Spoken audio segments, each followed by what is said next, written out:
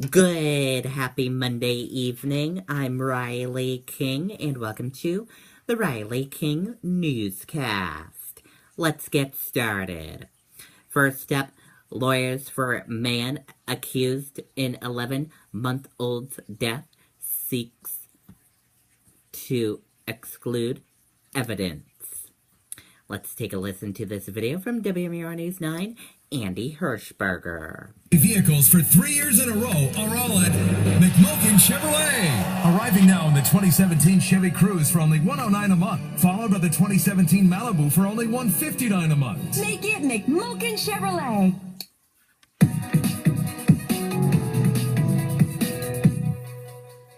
Documents filed at Grafton County Superior Court talk about several details that ultimately led prosecutors to file murder charges against Tommy Page for allegedly killing 11-month-old Sean Sylvester in Alexandria back in 2015. Page's lawyers are looking to exclude information that police gathered from Page's cell phone, evidence that prosecutors say was legally obtained.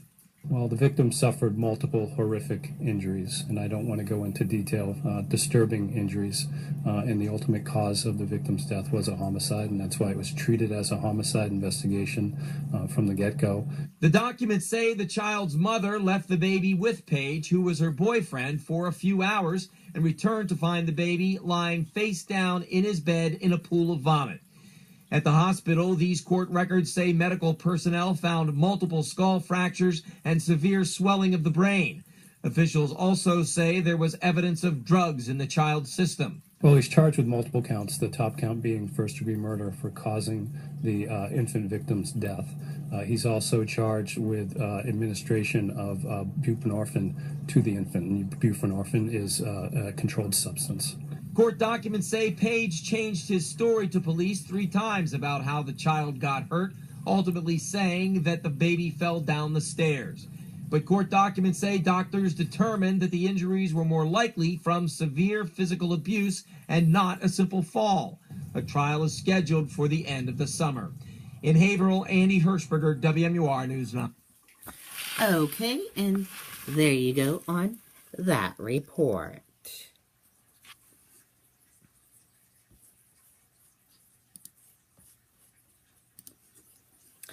A true hero. Off-duty nurse saves stranger's life after sudden collapse. Let's take a listen to this video from WCVB Boston. They're the last line of defense. There is a war going on that the world cannot know about. I've formed a select team to fight it. Against a deadly new threat. Gather the team. There are horrific plans in motion as we speak. New Quantico, Monday on ABC. She's an example of what true heroes are about. A powerful statement by a man humbled by the gift of life from the hands of a skilled stranger. The words weren't coming out of my mouth. And he said I just, bang, collapsed. 71-year-old Joe Flack was watching his daughter's gymnastics tournament in Shrewsbury this weekend when he dropped to the floor. I was out and afraid and scared. Yeah, I thought I was going to die. He was dangerously close. Flack's heart had stopped beating, but help came in the form of 11-year-old Riley Olander and her mother, a UMass Memorial NICU nurse who at the exact time Flack needed help developed a random craving. I never drink soda, but I really wanted a Sprite for some reason, so I sent her to go get me a drink. And she came back, she said they need a nurse. Thanks to Riley's quick thinking, Amy O'Connor ran to Flack's side with little time to spare. Flipped him over and checked his pulse. He didn't have one and just started CPR. Joe was rushed to the hospital. His quick recovery miraculous to his family and this life-saving duo. I feel relieved that he's okay. Riley tells us her school subject this week is CPR. I told him that we were going to bring him in for show and tell. I didn't know you meant it. Doctors still don't know what caused Joe Flack's medical incident, but as you saw in that piece, today he was in good health and good spirits. We're live in Shrewsbury tonight. Nicole Estefan, WCVB News Center 5. Okay, and there you go on that report.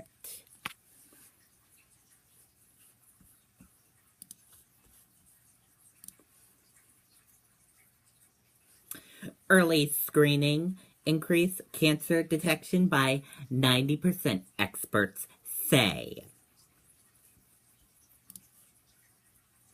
Let's take a listen to this video from WMTW News 8 in Maine. That the world cannot know about. Form a select team to fight it. Against a deadly new threat. Head of the team. There are horrific plans in motion as we speak. New Quantico, Monday on ABC.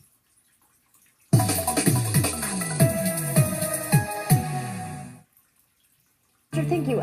Cancer screenings and early detection go hand in hand to help save lives. And the Maine Cancer Foundation is working hard to remind people that it works. Oh, that's right. And this month, in our continued partnership with the Maine Cancer Foundation and Challenge Cancer 2020, WMTW News 8's Cal Jones explains how a simple phone call can make all the difference.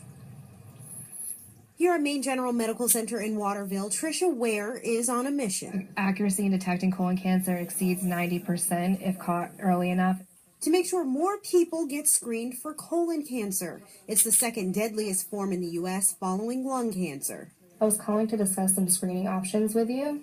So Tricia spends her days making calls through a Maine Cancer Foundation grant program. Community health workers team up with Maine General practices, reminding patients that colonoscopies are covered under most preventative screenings. I can help them anywhere from having food insecurity, transportation barriers.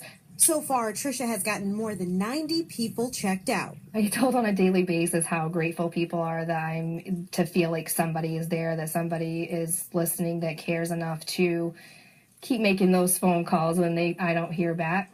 The goal is to get 80% of people in the area between 50 and 75 screened. So we were seeing people die at a young age from these cancers.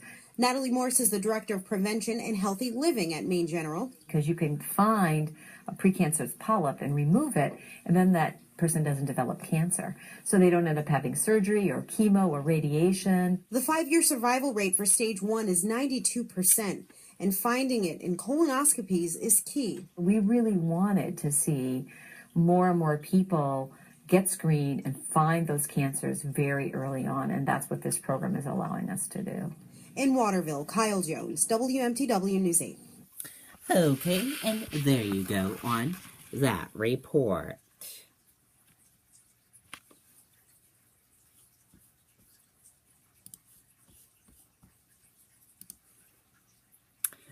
Stocks close mixed in choppy succession after delag of Fed speakers. U.S. equities closed mixed on Monday with utilities lagging while investors turned their eyes to comments from several Federal Reserve officials.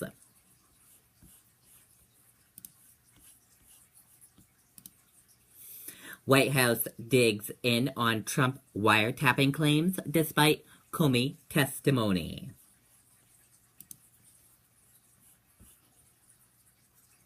The White House did not back down from Trump's unsatiable wiretapping claims in today's press briefing, despite testimony from FBI Director James Comey this morning that he has no information that supports the president's allegations.